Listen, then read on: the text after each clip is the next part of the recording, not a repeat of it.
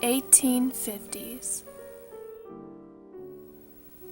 During the 1850s, many small things were buzzing about that would eventually lead to the Civil War.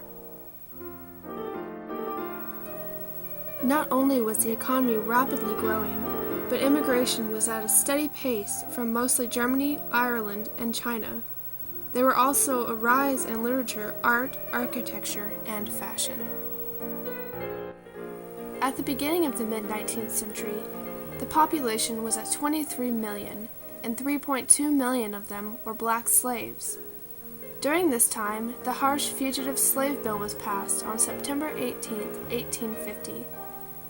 This enforced that any slave that was a runaway was to be immediately returned, and if they were held in secret or attempted to be saved from execution, that person or persons would be fined $1,000 or imprisoned.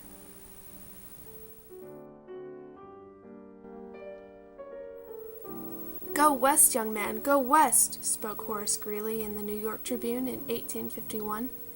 The mean center was no longer Baltimore, Maryland. By 1852, the gold rush in California had caused an increase in population 15 times larger in only 4 years. 1852 is also known for a popular book of its time called Uncle Tom's Cabin, written by Harriet Beecher Stowe. On March 9, 1850, she wrote to Camille Bailey, the editor of the weekly anti-slavery journal called National Era. In her letter she wrote, "I feel now that the time has come when even a woman or a child who can speak a word of freedom and humanity is bound to speak. I hope every woman who can write will not be silent." Her book was added to the already stirring debate of abolition and slavery and raised questions in the South. After it was published, within a year, at least 300 babies were named Ava. In 1853, the architectural styles began to change. The build of the Greeks was coming to an end, and New York's Crystal Palace was built.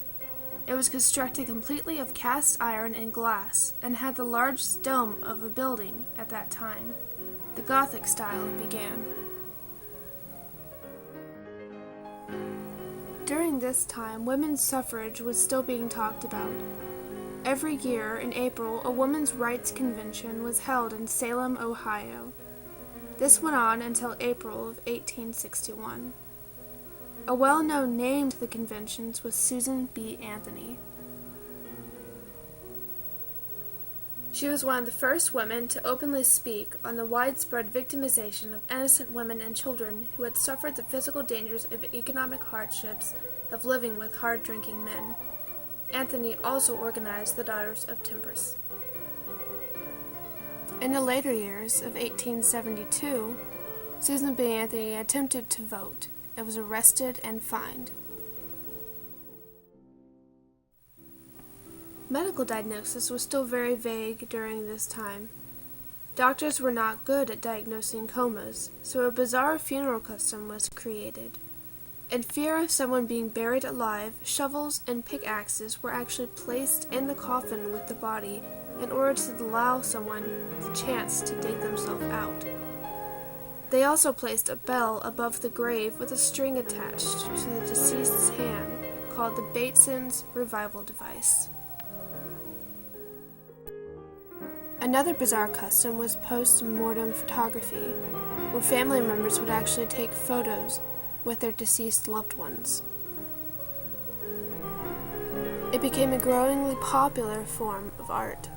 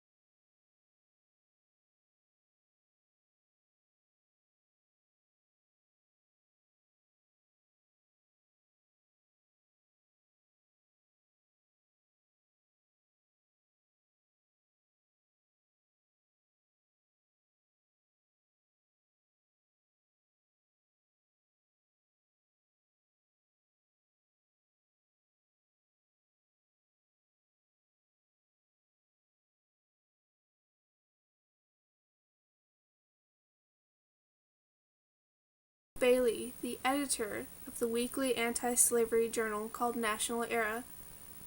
In her letter she wrote, "I feel now that the time has come when even a woman or a child who can speak a word of freedom and humanity is bound to speak. I hope every woman who can write will not be silent."